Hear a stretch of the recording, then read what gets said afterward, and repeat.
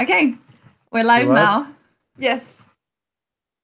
So, Hi, hello everyone. and welcome everyone to Architecture and Wine, first episode. How are you, Stephen? I'm really excited. I'm really honored to be here. Thank you for inviting me.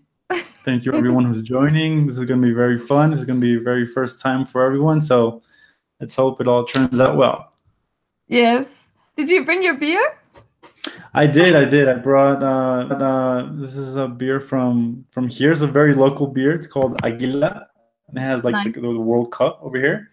So I brought two just in case this gets a little bit Uh, crazy, but no, this is a good beer. It's a very local beer. So did you bring your wine? yeah, I bought some wine. I bought a rosé, but it's not German. It's from Portugal, actually. So. Okay, so let's cheers. Cheers. Oh my gosh, the beer is so good. I love it. So what time is it for you? It's midday, So right? over here it's midday. Yeah, I don't usually drink beer this early, but it's for a special occasion. But here it's midday, and yeah, it's a pretty regular Friday. What about over there? What time is it? Are you in Munich? Yes, I'm in Munich. It's 7 o'clock in the evening here. Oh, okay. So you're just about ready to go out to party. Yeah, later maybe. It's my friend's birthday today. So, well then maybe you can tell us a little bit about yourself and about you study architecture, right? Yeah, so you want me to do like a whole introduction Yes. of myself? Yes, Okay. tell me everything. So my name is Steven. I'm the creator of Show It Better. It's a channel where there are basically tutorials on architectural representation, drawings, diagrams, uh, some renders, just like that. I'm 26 years old. I studied architecture. I graduated about in 2015, almost 3 years ago. Yeah. I've worked in many architectural offices, and yeah, that's basically it. I started Yeah, well Short Better then when about how did you end up on YouTube then if you were already working as an architect? uh, I don't know. It was very weird because when I was studying, like in fourth semester or something, or third semester, I was participating in many competitions, and when I participated, with my friends and everything, we realized that our presentations were like kind of shitty. Like we're very ugly, and weren't we weren't taught to do renders or diagrams or anything like that. Okay. So around that time, I discovered like the YouTube platform, and I discovered channels like Alex Ographer and Arky9, and I think other channels that weren't necessarily architecture related, but they had like yeah, just like very fun tutorials on Photoshop. So I learned some stuff. Like I learned everything from YouTube, and when I was graduating, I just wanted to start a YouTube channel, and I started it, and that's basically it. Yeah, and Yeah. you're very successful with it, aren't you? I don't know. I It's think it's been over time, and it's been with a lot of hard work, and it's very exciting. I mean, I really like to be. I don't think I'm like the best YouTuber, and I don't think the channel is like perfect, but I really like the idea of being a teacher to many people, and I hope I can get better at it with time. Yeah. no, but I love your tutorials. I'm not that good Oh, with thank you. Photoshop, so they're big inspiration. Thank you. Yeah, I mean, I think I have to think. Like, do you know Alex Hographer, the YouTube channel? Which one? Alex Hographer. No. Well, it's like one of the OGs of like Uh, of the architectural representation space. mhm. So I think it's more thanks to him, and thanks to also him, I also got like the same format because I didn't know how to. like how to create a YouTube video. So I was just like, let's just record the screen, let's just do some diagrams, and maybe record some voice over it. So that's basically why it started like that.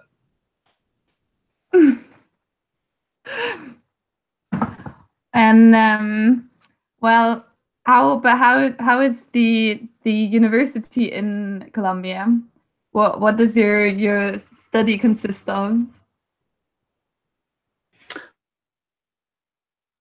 Is it because here in Germany, well, like I'm doing civil engineering, but I also did architecture for 2 semesters, and the architects have to work so hard. I was very shocked by that, how much work they have to put in their studies and how much late nights they have to work. Is that the same in Colombia?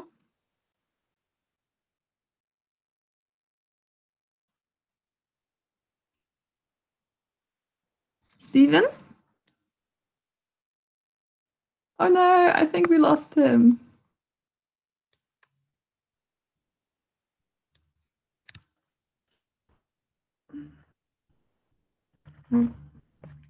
Let's just call him again.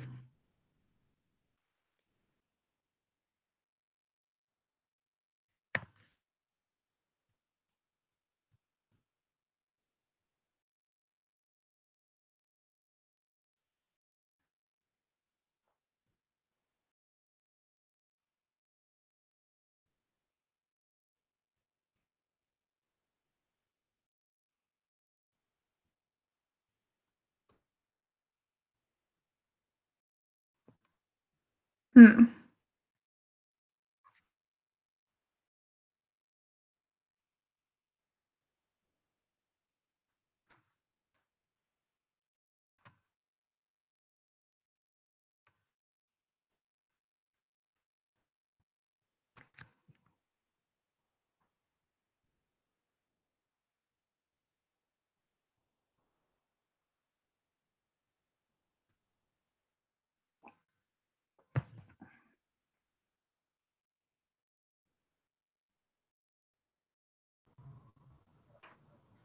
Hey, there you go. I'm There you sorry. are. The connection fell. I was like, what? All right. So what were you asking me? I'm sorry, I didn't get the I was question. asking about your studies, about university, how that go for you, how that goes in Colombia in general, because here in Germany the architecture students have to work so hard and so late hours. And is that the same in Colombia? Yeah, it's basically the same. I think from our first semester, like our teachers, get used to saying like, you're not going to sleep for 5 years. So, Yeah. I think it's the same. And with the people I've talked to, like with some of my followers and stuff, they basically go through the same stuff, the same hurdles that, uh, it's long hours. Some people don't teach them, all the things that they need to know to represent some stuff. And yeah, I think basically generally we all have like kind of the same issues, like from what I've seen. Yeah. Probably. Yeah.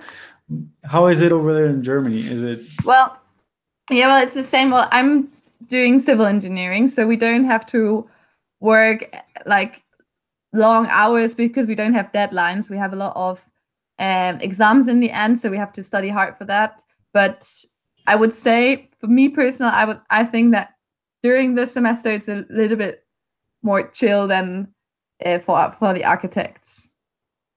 Really? Yeah, that's kind of sad for us. Yeah, I think I don't but know. I know it firsthand because I did 2 semesters of architecture as well, and I was so Oh, you surprised did? by how much the architects have to work. Yeah, I mean, I think it's become a lot like something that everyone has to accept. Like, if you go to architecture school, you're going to, not sleep for a lot of time. But I think like a bad cliche that we have to, I don't know, start to fight against, because like schools are so used to, just like work your ass off and, just, put your project in, even if you have to like not sleep. But I think it's really not healthy for anyone to go through those hours. So I mean, I think it's cool that I went through it, but I don't think it's something that's You recommendable. don't think it's necessary?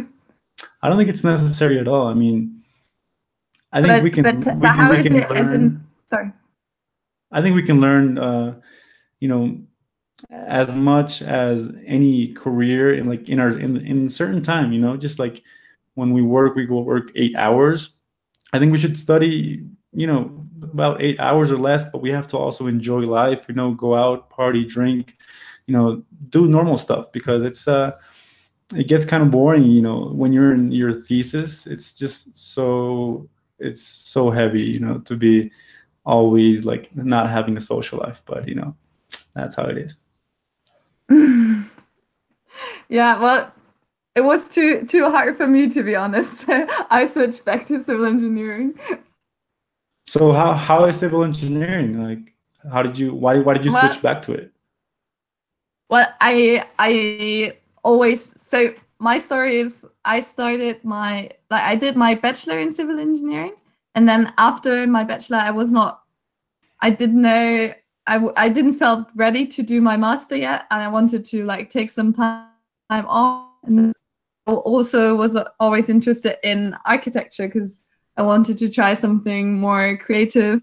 So that's why I started architecture, like as a second degree, bachelor's. And yeah, but then after 2 semesters, I felt ready to start my master in civil engineering, and now I'm doing that. So are you almost done with that, or are you just like starting right now? No, I started like last semester, so I'm in my second semester. I'm my first year of my master. It's 2 years, right? Yeah. Yeah, yeah. Oh, it's good. Cool. I started my master's in architecture like as soon as I came out of school, and I'm right now like I'm in the finishing stage of my thesis, my master's thesis in architecture, and yeah, it's been cool as well. Oh, cool. So what are you doing for your master's thesis? Like the theme. Mm-hmm. Well, the theme is kind of it's kind of dense. It's like very theoretical. Like the masters in architecture that I'm doing, like the where I'm going to study, they have a very like analytical, historian, dense point of view from architecture. So it's not more of the project, but more of the analysis of the project.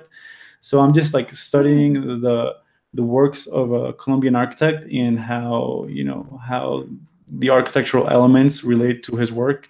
It's very dense, kind of a little bit boring to talk about, but yeah, it's cool. It's cool. It sounds interesting because for like in civil engineering, you don't do projects for your master's thesis, so it's always theoretical. Oh, cool. That's okay. Yeah. That's cool. And then what I wanted to ask you was, how is it? How's the state of the art concerning BIM in South America? Okay, so uh, BIM in South America. Well, I've worked in various offices, right? So when I started working in architectural offices when I was like in fifth semester, more or less, Mm-hmm. and as soon as I started working there, we started with ArchiCAD. So like many offices were working with ArchiCAD, and we just had to learn as well ArchiCAD, something that we didn't really get taught in school, but we just learned it over the way in the office. And it was I mean, like, it's used to more, to do the, how do you say that in English, like the normal phase of the project. When Mm-hmm. you go into the detail phase, to do the construction details, like very, like in very minutious stuff, like everybody switched back to AutoCAD, and that it was like that for about a few years. Then when I was finishing school, everyone was like more into Revit, and they were doing the projects with Revit. And I Yeah. started working in an urbanism office, and we did a whole urbanistic project, a whole master plan with Revit, so that was pretty cool. Oh wow. And I think right now it's pretty established, like in the major offices, the Hmm. whole BIM thing. Yeah, because in Germany there's a whole lot of debate around the topic of BIM because like we have many like very small offices, like architectural offices, Okay. and so for them it's very hard to switch to a different kind of software and to a different kind of Yeah. project execution. So there's a lot of like discussions and programs and people teaching BIM. So Yeah, that's I think for sometimes for offices it can get way too expensive to switch to a whole new software. It happened to me like when I was in one of the offices, they were trying to do the transition from AutoCAD into Revit because we had like some big projects that were going on. But our employer had to hire like two teachers, and we had to come in like 1 hour early to learn Revit, and he just like got tired of it, and he was like, let's just do it all in AutoCAD. But I think it's like once you learn it, I think it saves so much time. I love Revit. yeah. Well, me obviously as well. Yeah, no, you must be like the defender of Rev. What do you prefer, Revit or ArchiCAD? Well, I only learned archicad like one day when I did like a teaching. So I Okay. have never really worked with it. Yeah, I think both are awesome. I mean, I worked with like in my first stage, I worked with ArchiCAD, and I think it has a lot of advantages. I mean, like, there are like a lot of experts that like defend ArchiCAD because it's like the OG that that was always there and Mhm. has like some awesome functions.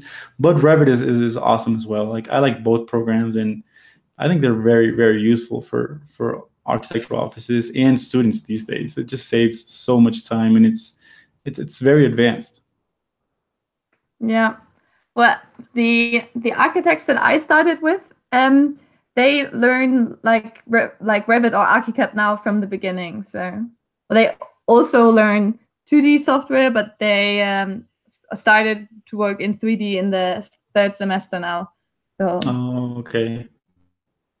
Yeah, and also in like in terms of like like costs and time analysis. mhm.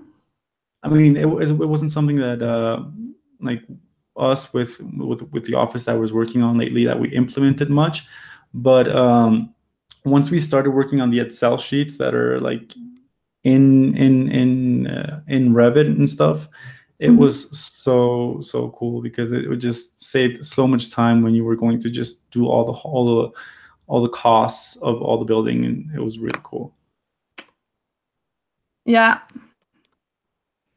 And then when it works and then you when they like everything updates itself, it's Oh, that's just like the best feeling. Like you move a wall and everything just magically just saves and yeah. moves. So it's really cool. Mm. So I have a question. Oh Why yeah, did you want to start your channel, and my just tell YouTube me the channel. whole story? Yeah, I'm super interested. I mean, I've seen lately that there are a lot of YouTube channels that are like the whole architectural realm space like in the last year or 2 years, and I'm super interested by all the whole phenomenon. So why did you start it? Well, I started it basically because I was always fascinated by how helpful people are on the internet. Because like every problem you have, you can Google it and somebody has taken his time to write a blog about it or make a video about it. So when I noticed that like that I know a lot about Revit, I just thought, well, maybe that's worth sharing and maybe I can help somebody with it, basically. And then I just started. Wow, that's pretty interesting. And why did you like? You always knew that you were like it was going to be super niche, like it was going to be on BIM, basically. Yeah, well, I probably I didn't spend too much thought on it. I just well Yeah, I didn't have I because I started it with not any kind of goal in mind. I just thought because like where I was working at a as a working student, people always came to me when they have like had like a tricky thing to do in Revit. So and I really liked to solve those kind of problems. And then I yeah. just thought maybe some other people have the same problems, and then yeah, that's how I started. But yeah, I was aware that it was completely niche and that uh like I don't have the chance to like become famous overnight and to get like viral because it's like No, yeah. yeah. But it's super cool. So you're like, one day you're like, I'm gonna be that BIM girl. Like that name was just Yeah, always well, there for you, or yeah, no, well, it was actually like I went to YouTube to start the channel, and then it said like I have to put in a name, and I just thought of a name, and then it just came to my mind, and then I started it. oh, okay, that's pretty interesting. My story was like super similar. Like on the name, I really didn't put any thought on it. Like show it better, like literally like means nothing. Well, Yeah, in that time, I was just like, just let's put a name to it, and yeah, basically, I had the same story. Like everyone was asking me in university, like, "Hey, help me out with this, help me out with that," and I was just like, "Let's do a YouTube channel so everyone can go there and just yeah. yeah." And So and I yeah, and I really love it when somebody comments on a video like, "Hey, your video really helped me. I just started using Revit, but now I feel like a pro with your tips and your like the no, shortcuts." yeah, people are So, super grateful. I mean, I think like that's what keeps us here. Like how grateful people are, and you know that you're really helping because like when I also have a problem, it's not necessarily related to architecture, like how to I don't know, like how to install a mattress or something, whatever. Like I always yeah. go to YouTube, like that's my go-to thing, and Yeah. I'm super grateful for YouTube and all the community.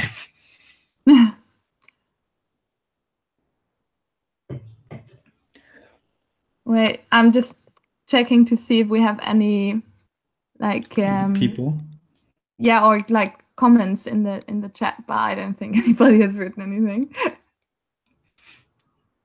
So if you're So watching, feel free to ask questions if you want to know something more about Stephen or I. write down your questions in the comments. Yay! So funny, like with all that like cliche YouTuber stuff. It's very funny for me because when when my family found out like I was a YouTuber, like I'm not like a YouTuber like Yeah, you're not sharing your lifestyle. Oh no, I think we lost him again. Okay, but now I know how to do this.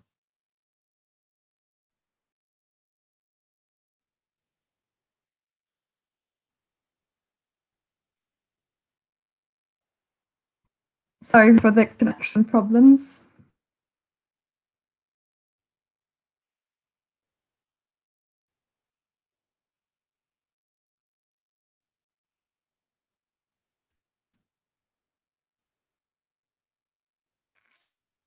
I think he's going to be back in a second.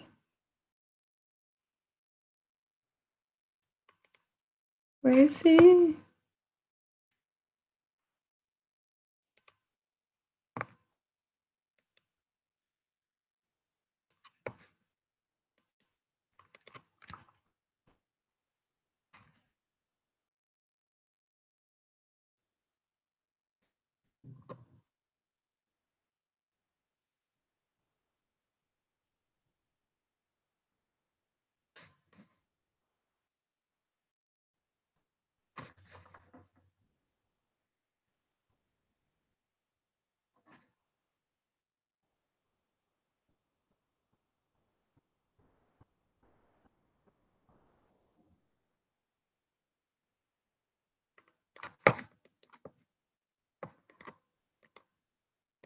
Oh no. Ah.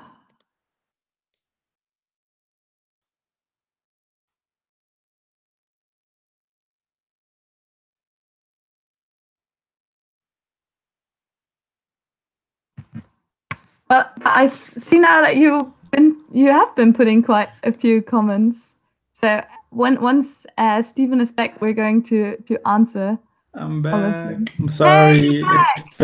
It fell No, again. I'm no sorry. problem. But I just saw that that we do have some comments, like people Oh, we asking. do? All right. Yeah. So, well, I'm going to read the questions to you. So, somebody asked, what do you think about SketchUp? I think it's turning into BIM since 2018. What do you think about that? No, he's gone again. I think in general. Oh, What? are you back? Are you back? Yeah, I'm here. Yeah, I'm here. Okay. Okay, so Like SketchUp in general. I guess. I love SketchUp.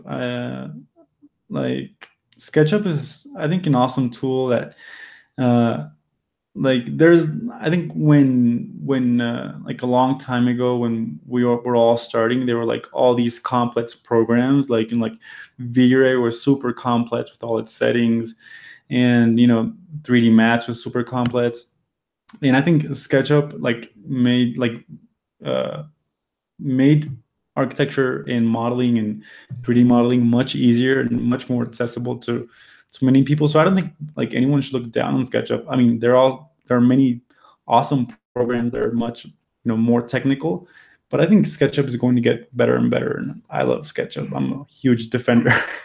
I was so amazed when I saw SketchUp for the first time because I knew Revit before I knew SketchUp, and then when I saw Oh, somebody draw something in SketchUp and it just like I worked, and it know. was like in 2 seconds you could It's so crazy, that feeling of just like like creating a being cube able in less to than a draw exactly. second. Like Yeah. right now like it's something super normal, like like young people will be like, it's normal, but like at that time creating a cube or something, or like a rectangle, a window, it could be eternal. It could be like, I don't know, 10 minutes, but with that it's so crazy how how SketchUp changed that. It's really cool. Okay, and somebody else asked, what Revit add-ins do you like?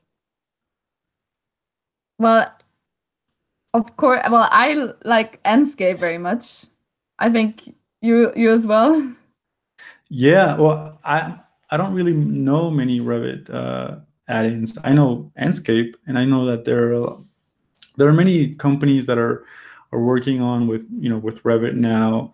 Like in the last 2 years, I've seen many companies, and many companies have contacted Show It Better, like to make videos about them. Ah, And okay. there are also like real-time rendering softwares. I think it's pretty cool, but for now, I think Enscape is the one that they're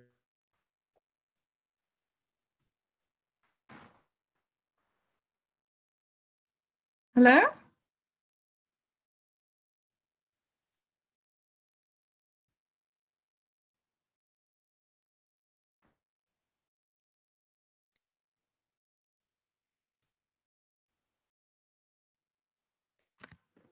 Here we go again. Well, yeah.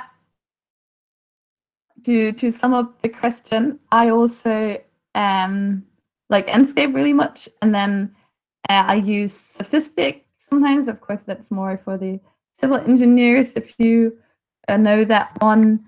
And actually, I'm currently working on my own add-in for a university project. So, but I think I'm going to make a video about that as well in the future, maybe if it's more advanced. But right now we're like very at the beginning, so there's not much to show. So where's Steven?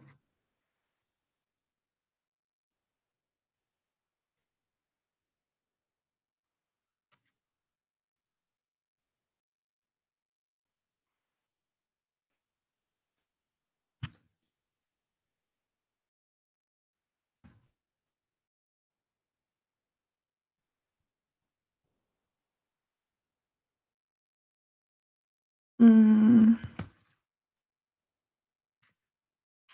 Well, I think I can answer some more questions in the meantime. Oh, Stephen is writing me that he's back online. Let's see.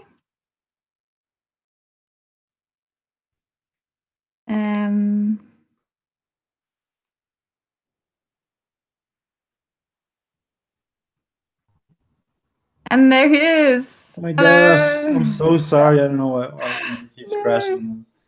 So Well, I knew something like this was going to happen. yeah, it has to happen. It's the first one, so it's cool. It's Yeah.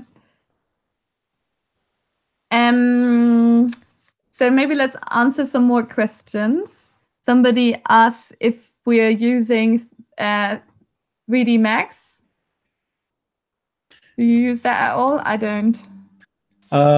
I used to use it a lot when I was in school in the first 2 years, but then I don't know. I just kept. I just stopped using it because I found like my necessities, my personal necessities.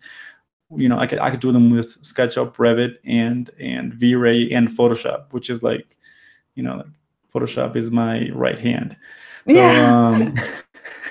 so I think 3D Max is an awesome program, and I recommend everyone learning. Like I recommend everyone learn a lot of programs because you shouldn't really depend on only one. You should just like learn everything you can possibly learn, and just develop your creative abilities. But I love 3D Max, but I don't use it anymore. Yeah. And then there's another question that I can't answer because I'm not very a rendering pro, but maybe you can. Enscape versus Lumion versus V-Ray. So which one is your favorite? Oh my gosh. I think people are so, I mean, I don't know. I think it's a question that I'm not going to answer like directly because they're totally different programs. Maybe you can compare Lumion with Enscape probably, but V-Ray, I think for now is like on another realm where you can probably control more stuff. But I think they're all awesome programs. They're just like like in different stages of their lives. I think Enscape is still like in their you know in their baby steps, and V-Ray is just like an old man. That's just has a lot of experience. So I think that they're pretty different, but I think they're all very good programs. And if it's not most the program, but if you know how to, you know, deal with it well, then it's going to be a good tool. No, also, I think it's true what you said before that it's very handful to know a lot of different software because, I mean, Enscape has a totally different goal. It's more about live rendering and about to show it to your contractor and to go through the building. Exactly. And it's not to create you can't create artistic renderings with it, can you? Yeah, I totally agree, and I think like my experience when I first started like working, like many offices are probably going to work with different programs. Like people sometimes are very specific. People sometimes work with Rhino, or they work with like these really different programs that you're never prepared with, but you have to just learn them. You just have to like jump in there and start learning the program. So I don't think you have to be very obsessed with one program or another. I think you just have to be very versatile and open to ideas and just open to learn any program. Yeah, I completely agree. But that's why I want to show more than just one program actually on my YouTube channel. That's why I didn't call it that Revit girl, but that BIM girl. But I haven't come around to it yet. But I definitely need to show more, like different software apart from Revit. Of course. I mean, I think. Yeah. Sorry.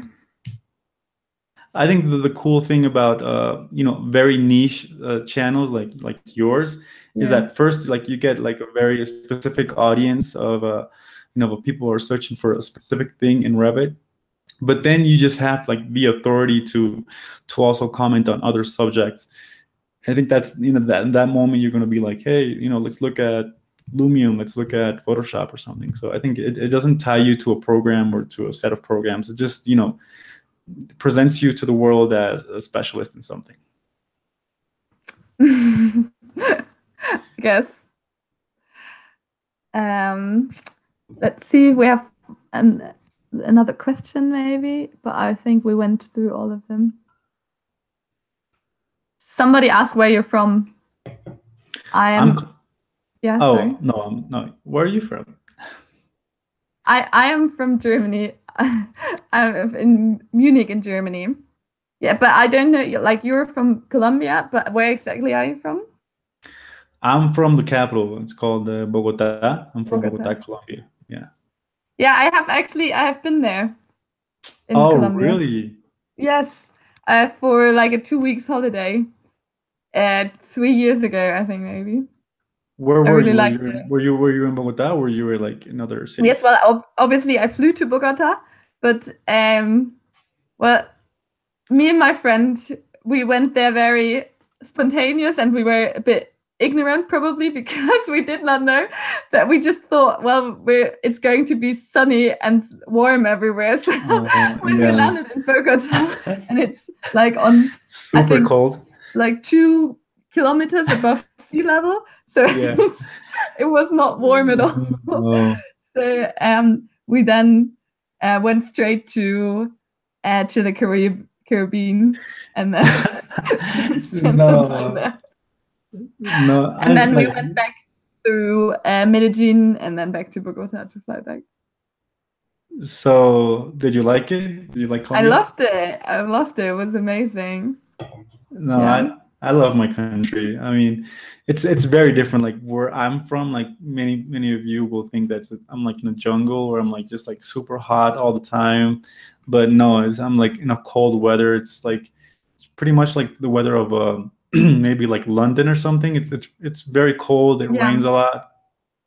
But like in like an hour away, we can go to the pool because we have very, very different landscapes. So it's cool. Yeah, I completely agree. I loved it. Because it was also so, like, you have these awesome big cities like Medellin or Bogota where there's a lot of culture and a lot of like social life, and then you can go like to the Caribbean to sit on a white sandy beach and drink Coco Loco in the sun, and then you can also go to the jungle and see some amazing animals. And no, Colombia is the best. I love Colombia. If you're watching, just visit Colombia. Like I love my country. It's really nice. I mean, it has a pretty bad stigma sometimes, but I love it. Yeah. My parents were quite worried for me when I told them that I was going to Colombia. I can imagine. Like, but then I told them that it's not like that anymore. Yeah, no, it's really cool right now. Like this, like it's like filled with foreigners everywhere. It's really nice. Okay, well, but let's get back to topic. Yeah. You got a question from somebody who asked if you can recommend any channels that are similar to yours but in Spanish or Revit based. So do you know any Spanish channels? I do know one. It's a channel, but I think kid. It's called Imagina 3D. I think it's called like that. He has pretty cool tutorials. But Spanish channels, I know Adan Martin's channel. It's more like a very architectural visualization, very specific. It's much more advanced, but it's pretty cool as well. And I don't know any more Spanish channels at the time. I know there's a lot of Spanish audience, and I love them, but I don't know any more Spanish channels. I saw that somebody commented under your post on Facebook that he was angry that you're not doing the interview with me in Spanish. No, I don't speak Spanish. No, I've had so many people like comment, tell me that I should do the videos in Spanish. And I really do want to do the videos in Spanish because, I know there's a very large Spanish audience, but it takes a lot of time, and I wish I could do them. I'm planning to do them in the future, but it just takes a lot of time right now because I'm the only one. But I want to do them in the future, so please just be patient, and they'll be there. Yeah. Well, I get the same with German. Well, of course, my audience is not as big as yours. No, but I understand. Yeah. But some people are not wish that I would do more in German. But I think in Germany most of the people do speak English, so yeah. So I think it's okay right now to do videos in English because then just more people will understand them because there are not so many German people in the world actually, and if you then only count the architects and the engineers and then only those who are interested in Revit, you end up with a really small audience.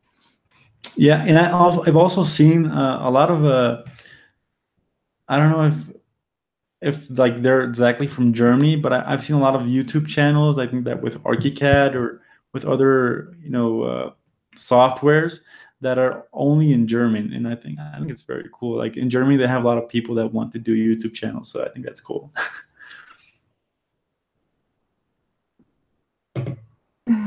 Question to somebody asking, I'm planning to continue my studies and go for master in architecture. Is it hard or what in Germany? Well, I wouldn't know because I'm not doing an architecture master in Germany, but I'm doing my civil engineering master right now, and it is quite hard, I have to say, but mostly because I am my main field of study is informatics, so I have to learn stuff that I did not know before, so that is quite hard. But I mean, I know students who are doing their master in architecture, and they don't seem to have a lot of time, so I guess it's pretty hard. Yeah, I think for any masters or for any degree, it's gonna be hard if you're just pursuing I don't know, a job with more money or something. Like if you really like it, you have to invest time, and sometimes it's gonna be pretty shitty. You just have to read a lot, work a lot, not have a lot of social life. But if you really like it, do it. If you don't, just work or do something you like. Yeah, but I think that counts for everything. You should always have your passion in what you do, and then otherwise Exactly. It's just too hard to do anything. No, totally agree. Let's shout into the world. No, I agree. How old are you, by the way? 26 years old. 26. I'm 25. Oh, okay. So we're from the same era, the same generation. We're the same age. And sorry, what were you about to say? I forgot. I think about the whole passion and follow your dreams and stuff. I think that's a lot of that has to do with why I started a YouTube channel. I don't dream of being a famous YouTuber, but I think it's someplace where I feel comfortable in. Someplace, sometimes in the architectural offices you can get pretty stressed. They can wear you down pretty easily. So I'm just right now I'm just I'm going to do what I feel like doing best, and where I'm healthy, I think. So I think that's so that maybe tell a bit about what you do apart from the YouTube channel, because I think it's not the only thing that you do, right? Yeah, I work independently. So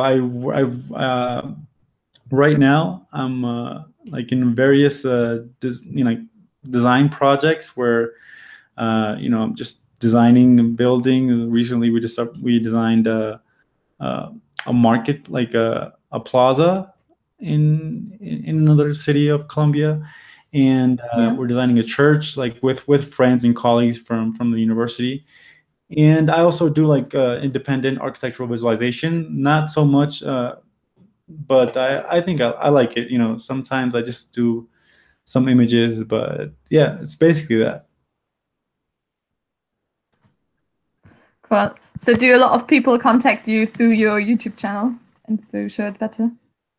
Yeah, they do. I love everyone that contacts me. Sometimes I can't get back to everyone because you know, some people are just asking for, you know, can you help me with this diagram because I have my presentation in 2 hours or something. So sometimes it's really, Really? really impossible. Yeah, no, I mean, I've had some emails that you wouldn't believe, but like a lot of people contact me. I love them. I've worked with some that are like very professional, and but sometimes you know, when they contact me, it's always like uh, it's always due for tomorrow. So it's so some, you know, I I've see. stopped answering those emails because it's impossible. But yeah, a lot of people contact you through email when you have a YouTube channel. That's surprising.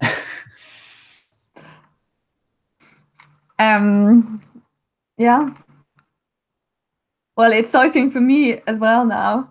A bit like that. Some like, of course, only like 2 people maybe since until today, but I quite like it too. When you can help somebody out. No, it's gonna get more intense over time. Like when like I don't know, like what was that threshold? But like over time, people just contact you, and sometimes it's for really cool stuff, you know, just like for advice and just to talk. You know, they just want some advice, and that's really cool. So like it's a really cool community that you know just gets built out of all the things that you know some you post, and out of all the YouTubers like 30 by 40, but like you like there's so many awesome YouTubers in architecture that I think Yeah, have created an awesome community. I was surprised how positive everybody is, because I was expecting a lot more negative comments, or that people like don't think what I do is good, or like think that they know a better way to do it. But actually, everybody is really nice in their comments and in their what they write me and everything. Yeah, I think well, I found myself with both positive and negative comments, and I think sometimes negativity gets like too loud, and you know there are 100 positive comments and there's just like one negative comment. So like something that's gonna happen, or just like one dislike. It's like very dumb stuff that you know you shouldn't pay too much attention to. But I think the positivity is way more like in the whole YouTube community. Like there are a lot of positive people that just always encourage you to keep on making more videos and more content. Yeah, that's really nice. Um, um, You're done with your wine already? Oh my gosh, I haven't even finished my beer. but I only had like a zip in it. You And ran out of. also I had a lot of time waiting for your connection to get back. So Oh yeah, yeah. No, I understand. I understand. um so well, what haven't we talked about yet? Is there anything else you would like to know? I I would. I have so many questions. Just okay. What are your future plans for like your YouTube channel and for Yeah. you know your professional life in general, but mainly for your like YouTube channel? Okay. So for my YouTube channel, I like my plan was to start, because I post like one video a week, but I wanted to, because I wanted to share other stuff apart from my tutorials. So I Yeah, wanted to start making 2 videos a week, like one with the tutorial and then other interesting stuff on the second day. But like I found out that vlogs. I don't have enough time to do two Oh, videos a week during my master's degree. So it's just going to alternate now. Sometimes I will be posting another tutorial, and like I think the last 2 videos were a bit more about other stuff that I do, like the robot project.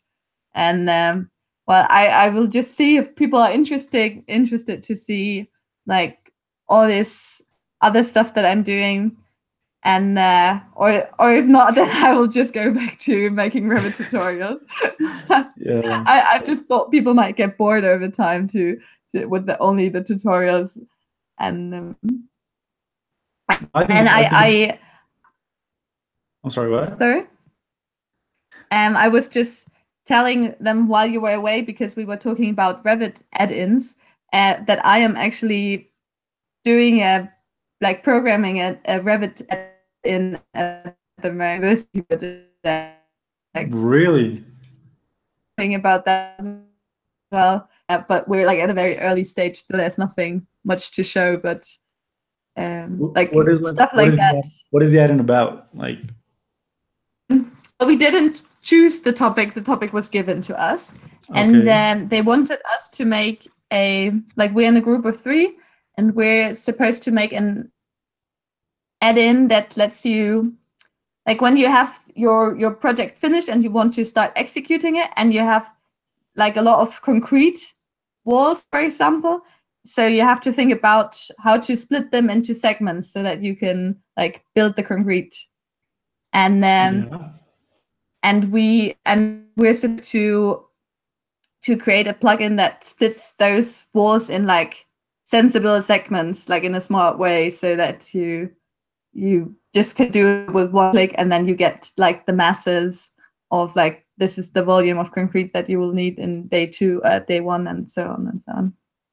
Wow, that's pretty interesting. And like, do you guys is it just like a university project, or are you planning on commercializing it and putting it out? Well, no, I mean, everything we do at the university belongs to the university in the end. So they can, I don't know if they plan to share it somehow, but I don't think anybody's gonna commercialize it. But is it hard to build a plugin? Well, we're really editing, and it goes like, we don't have to finish it in 1 semester, but in 2. So it will go on until December. And well, I don't know. Right now, it looks like it can either be really hard or hard,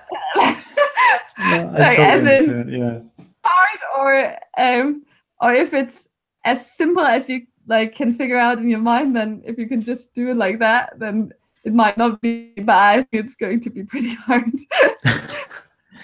Are you working it with like a group of people, or is it by all? Yeah, we're 3 in a group. So, and we have like a supervisor that we can ask for advice. That's fun. That's interesting. Yeah, okay. Yeah, I will definitely make a video about it when we're in like a more advanced place and there's something to show. Right now we're just learning about the API and everything. I don't know if you know anything about coding. I don't know. I know zero about coding. Yeah. I like the idea of knowing about coding, but I don't know anything. I think it's interesting. Yeah. Well, I didn't think it was interesting, actually. I had to do it for my bachelor's degree, and in the beginning, for me it was just like boring computer stuff, and I didn't have any kind of clue. And then when like after the 3rd or 4th lecture, I started to really like it, and I thought the whole concept is really interesting.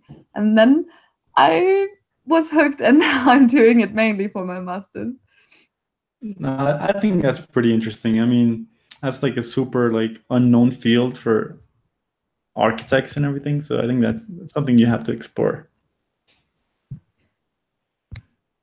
Yeah, and it's really cool when you can bring like different fields together. So like, I'm a civil engineer, but I also know something about architecture now, like a little bit, and I can learn something about programming, and then maybe I could like you will discover problems that you will be able to solve when you combine those 3 things. No, totally agree. I think also like so many people, or when you graduate from university, you think that you're just going to be like the cliche architect or the cliche engineer or whatever, that they all have like a preset path that you have to work in an office and you have to do certain things. But I think you shouldn't like limit yourself to what you think you're supposed to do. Like try different things, like try things that are completely different, and it's gonna be like much more fun to just live.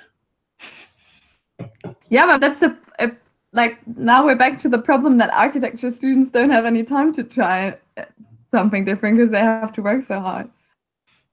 I know, like it's something. Sometimes it's really hard to just say like I'm just gonna live and I'm not gonna work on my university projects because they're just like too much projects. Like they're sometimes just like very heavy, and doing architectural models, it's so tiring. But I think just have to get through it as fast as you can, and like the best way that you can to just do what you love and what you really like to do.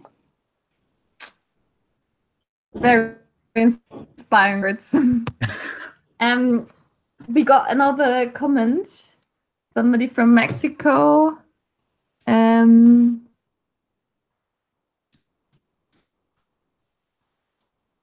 Well, it's not really a question, but I'm going to read it to you. Here in Mexico are some architects that are trying to look back to self-made architecture that ironically does not involve any professional architects. Like in Medellin, we have some trying to work with the citizens living there. I know it's so off topic, but I would like to hear what you think. So it's more about like on social architecture, I think. Okay. Maybe.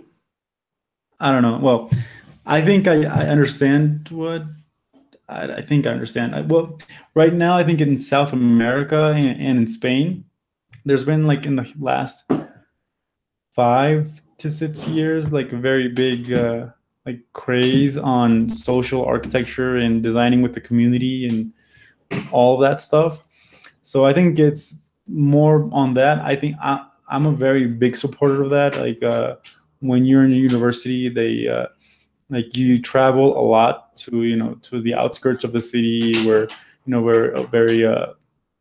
very poor neighborhoods to just build homes for for people in need, and I think that's an awesome thing.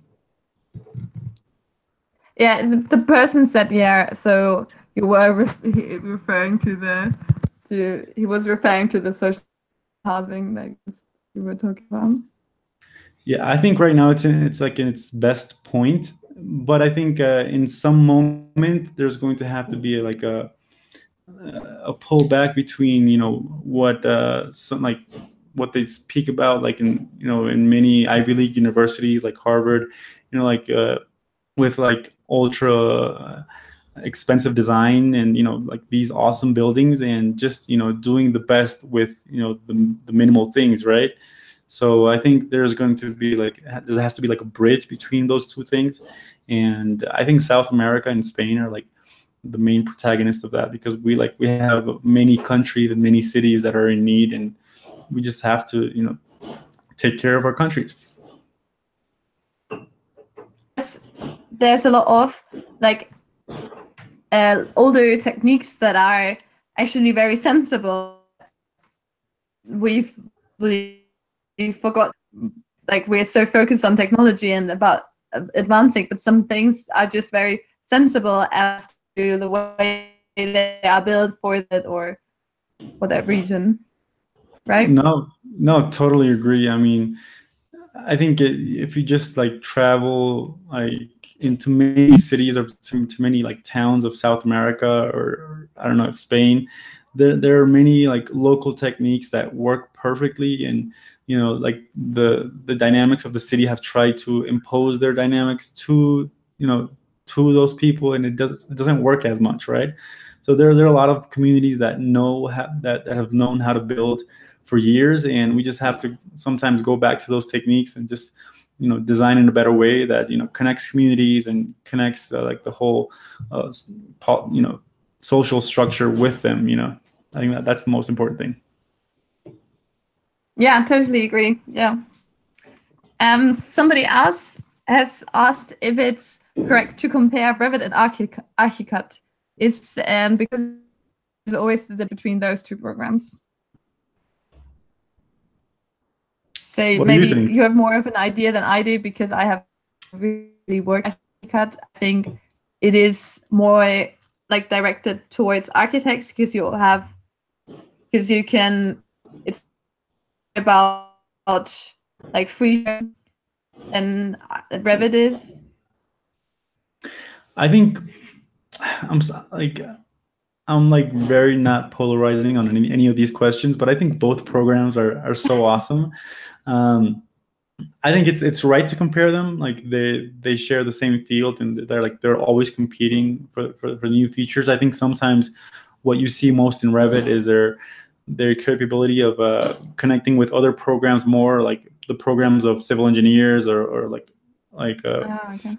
different types of engineers. But I think ArchiCAD has, like, if you know how to create with ArchiCAD, I think it has like the same capabilities. So I think ArchiCAD is the same, is an awesome program. Maybe in the real-time rendering in scope, I don't think it's that advanced as Revit. Like, it doesn't have like that many add-ins, but I think it's eventually going to get there. Okay. Do you know how they compare price-wise? Because I have student's license, so I never paid for. No, I have no idea. No. Well, they're probably about the same. Or I don't know. Because they, like, if they're competing, they will be, of course, quite about the same range, maybe. Price range.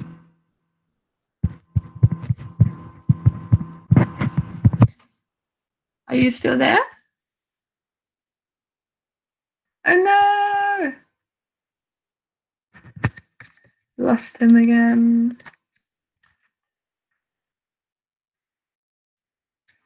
So I will continue to drink all my wine.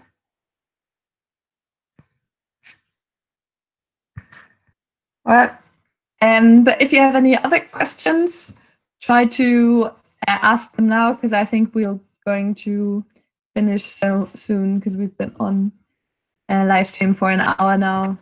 So I think this seems like a good amount of time. Let's see if we can get his connection back.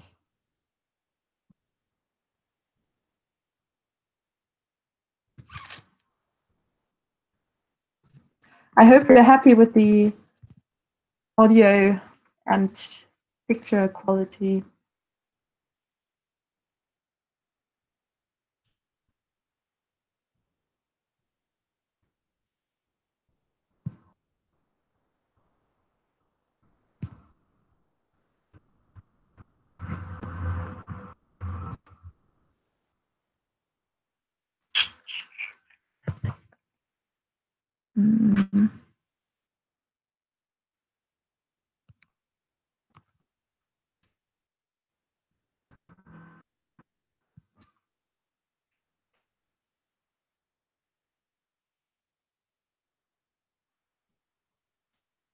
Okay. So somebody just asked how we decided on our career path. Maybe I can tell you about me while we wait for Stephen, and then when he comes back, he can tell you how he decided on his career path. Well, me, I decided to study architecture like after I was done with high school. And actually, I really liked maths and physics, and I wanted to do something that combines those two, but it's not like too abstract. So that's how I ended up in civil engineering, basically. And then I really liked it, and so I stuck with it. But after a while, I got a bit. Oh, I think he's back. Oh my gosh, I'm sorry. Yeah, no problem. I was just talking about myself because somebody was asking how we decided on our career path. So I was telling about how I decided to study civil engineering. And how was And that? Was that more of a? Did you like it more or something? yeah, well, it was more of a. Well, I didn't really know, like what I should expect of civil engineering. I only knew that I like from high school I liked physics and I liked math and I wanted to do something that was not too like abstract. So I thought civil engineering would be a good idea maybe. But I thought that it would be a bit more creative. I thought it would be a bit more architecture involved in it. So Oh, that's okay. why I then did the 2 semesters of architecture in between. And Do you regret doing them, the architecture semesters, or were you like no, super no, super not at happy? all. I learned so much. No, I learned a lot. No, it was definitely worth. I can like, yeah. Well, I think it would have also been a very good idea to finish it and be like an expert in both fields. But for me, like, because I wanted to start the YouTube channel and I wanted to like find out more about BIM and about like IT software. So that was like at the time doing architecture seemed too much because it was taking so much of my time and I could not do anything just, like on the side. So that's why I stopped doing architecture. But I definitely do not regret it. And Yeah. how did you decide to do architecture? Um, I think it's a pretty similar story. It's nothing like I think I always liked the concept of being an architecture or an architect. I think it was the wrong concept I had at the time because I thought it'd be like this guy in a suit that made a lot of money and just like signed plans. And obviously, it was not like that. But I found it like to be very very creative, very artistic. So I loved that part, and yeah, I think it was between architecture or graphic design. Like I love graphic design a lot as well, or music. I was also going to study music, but I just decided I don't know architecture, and that was it. Yeah, I find out that a lot of architects are switching between design or architecture. Are you okay? They're doing a construction over here by the side, so Oh no, it's pretty loud. But I think it's gone by now. it's done. Well, maybe we. I thought that we would wrap it up soon anyway because we're like online for an hour now. But maybe we can answer like all the questions that are still there, and then we. Sure, sure. Okay, so okay, somebody said that Enscape will support Architect in the near future because we were talking about that before. So that's Awesome, good to awesome. know. Yeah. I think Enscape is only on an awesome way to do all that. Yeah, I was fascinated by it when I saw it for the first time because Me like too. in Revit everything looks like kind of ugly. I think like the user interface is not very It looks beautiful. very boring. It looks like very complex, and Yeah. it's not that attractive. So when you put like Enscape besides it, it's so cool, and Yeah, and also it's they have really awesome tools like you can save a 360-degree look around and then you can just send it to somebody with the link and then they can yeah. look at it with their phone and it's so like you can impress so many people with that because it's so And fast and I think easy. the cool thing is that you don't need like a super like powerful computer. Like at Mm-hmm. first I thought that like you had to be like had to have a very big RAM or graphics card, but like I have a very basic laptop and Enscape works perfectly. So I think Enscape is perfect for Revit and for SketchUp. Totally. Somebody wants to know where you're from, which city? Your mirror. Nah, maybe both of us. So I'm from Bogota, Colombia. Yes, and I'm from Munich in Germany. Um, how much uh, how important is it for architects to know more about civil engineering, especially structural engineering, from your opinion and experience? You want me to answer? Well, I think an architect can specialize in various fields. Like in my experience, I am more of a creative person, so like anything that is very technical, like I'm not as good at as I am like with projects. Uh-oh. Okay. Is that too loud? I think it's okay. So I'm more of a creative person, and I've always, strived to look for offices and look for work that, uh, you know, that I can, design and do stuff. But if you like civil engineering, if you like being in the construction place, if you like all that stuff, I think it's important as well. There are a lot of technical universities that prepare you like in physics and all that stuff. I think that's very important. But if you want that for your life, then that's cool.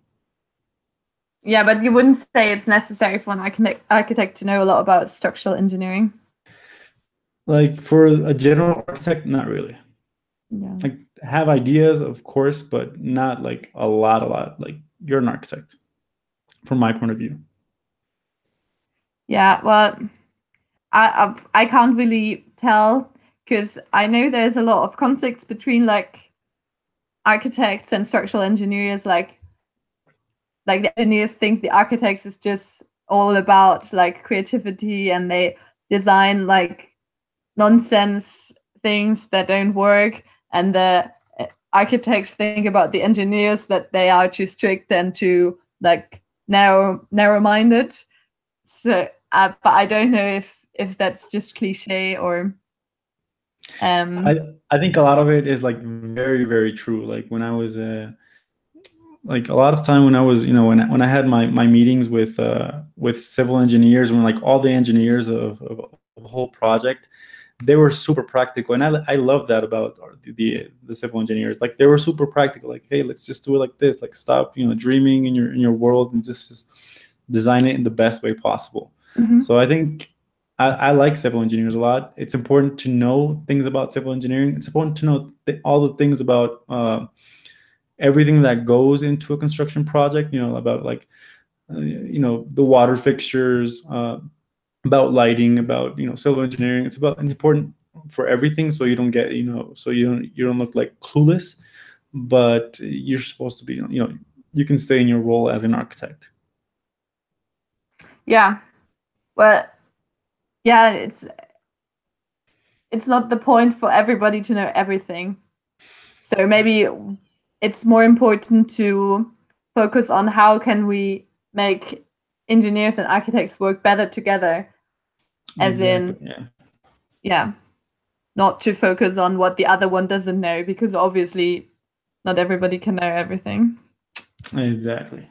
And Totally architect, agree. like I think both parties have enough on their plate already. So I know. Like I wouldn't want to be like in the place of an engineer. I think it's their field, and I love it, but it's their field.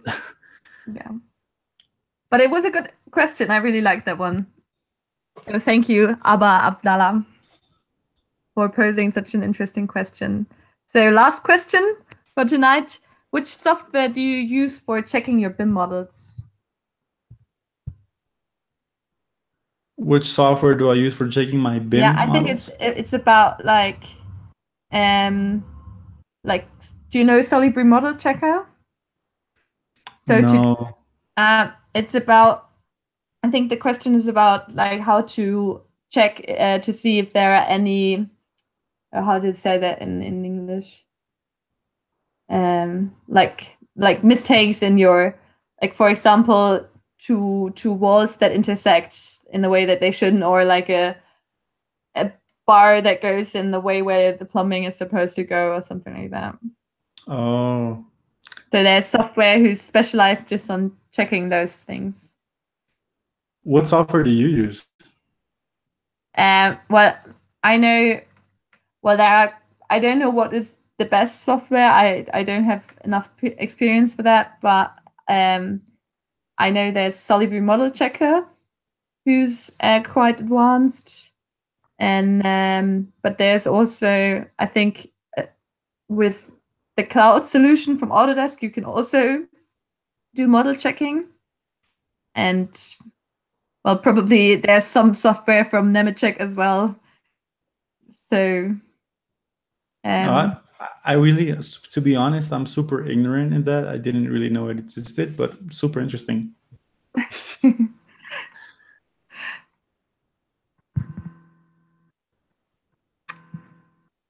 Yeah. So no, but he clash detection. Yeah, that's the right word. Somebody wrote it in the comments.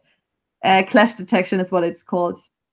So if you have two building elements that clash, so that you'll get an error and then a report, and then you can check those spots again. So if you have a huge model, if you're planning like a airport or something, there might be some things, especially if you have different parties involved, like somebody planning all the electrical. Okay. Yeah. I thought like that Revit like did it automatically, and like when the red window appears and like some like those orange lines appear, that you have to like fix them, or if not you can't save the project. I thought that was like automatic. No, that never happened to me in Revit. No. Seriously, I remember working on many projects where there's a red window that appeared, like, hey, check your, I don't know, like CF 2405, I don't know, some random number. So I'd have to check the model all over again for like these orange lines that Oh were. yeah. Oh yeah, that does happen. Yeah, true. But it's not always. It's not always correct. It's more. No. It's always correct, but it's sometimes it's. I don't think it's about. It's not about clash detection. It is more that sometimes you model something in Revit that the graphic kernel of Revit can't produce. Okay.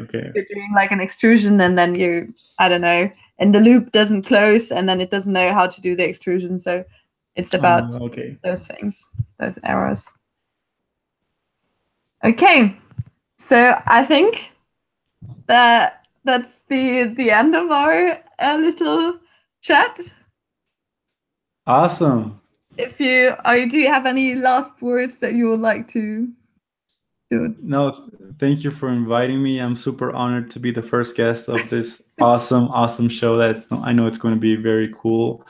And nothing, I recommend everyone subscribe to That Revit Girl. It's a very interesting channel that has a lot of cool future projects. And thank you guys for watching. Yeah, I can only agree. Thank you very much for joining me. And I'm sorry to everyone who was watching and got a little bit annoyed maybe about how unprofessional we executed it. So I hope it was still entertaining to listen to us. And I hope everybody has a nice weekend. And I feel free to comment suggestions on what you think I should do better if I do it again. And so yeah, thank you, Stephen. I hope you weren't too like it was not too nerve-wracking for you to show your face finally on YouTube. No, it had to happen, sooner or later. So what better to do it in here? So I'm cool with it. Okay, well then, bye.